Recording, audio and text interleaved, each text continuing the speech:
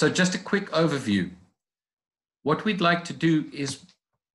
this evening, it's going to be very important when you're thinking about something that somebody may have labeled or described to you as PDA or EDA, extreme demand avoidance,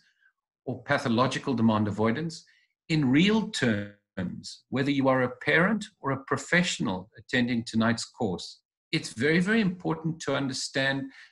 that the overlap of neurodevelopmental concerns is the norm rather than the exception. What do I mean by that? In practical terms, for example, it's very, very seldom that one sees neat, definable boundaries between, for example, an ADHD and an ASD, or an ADHD and a developmental coordination difficulty. What do we also mean by this? That we need to stop looking at children as classifiable categories and rather appreciate the fact that each and every child is unique,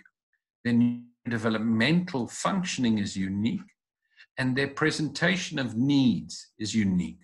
What we have begun to understand, though, is that most children do not fit the neat, definable boxes of our diagnostic classification systems. Rather, we need to look at how their interwoven patchwork of neurodevelopmental needs present. Because often, if you're trying to, for example, manage an autism condition, and you perhaps haven't identified an overlapping or associated difficulty, then you're not going to be able to help that child or that family. We also need to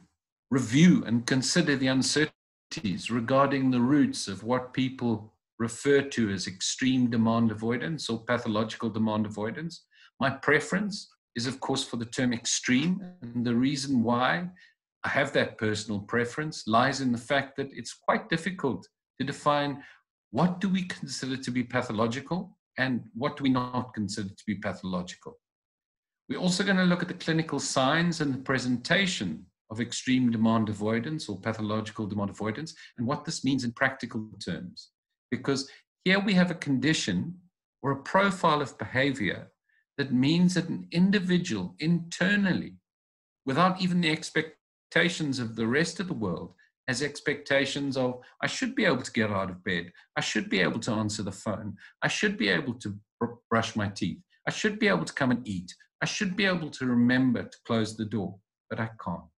And these individuals share one very, very, very common characteristic, and that is this internalized sense of what they should be able to do in the world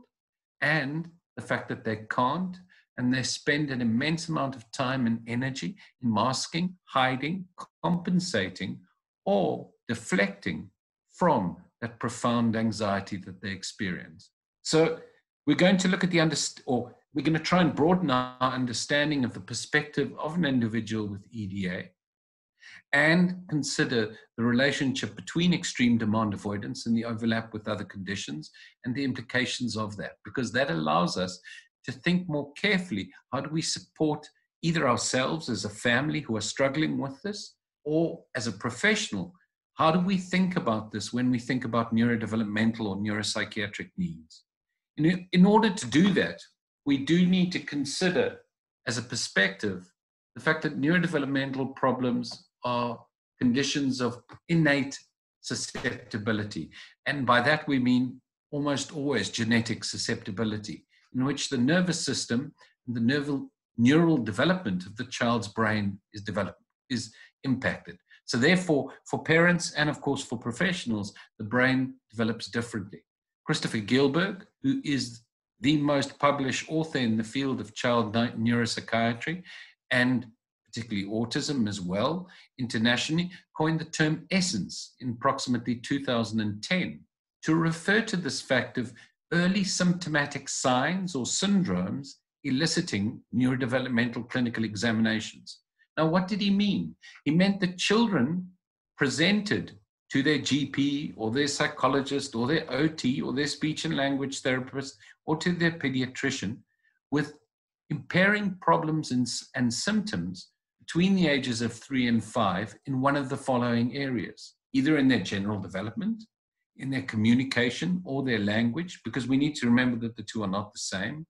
in their social interaction or relatedness with particularly age peers, in their motor coordination, in their attention, in their levels of activity, in their behavioral difficulties, in their mood, or in their sleep, in their eating pattern. Now,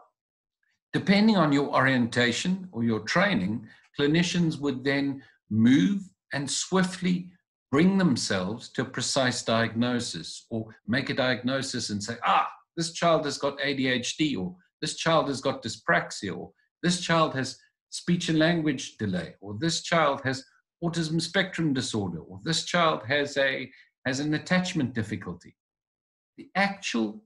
importance of the concept of this umbrella term essence is to describe the clinical reality that it is almost never the case that children only experience difficulties in one of these developmental areas. Most often, they experience impairing problems across several of these areas, and yet some are more emphasized or some are more prevalent. And depending on the orientation of the professional or even the parent, certain areas may be focused on more precisely or more deeply than others.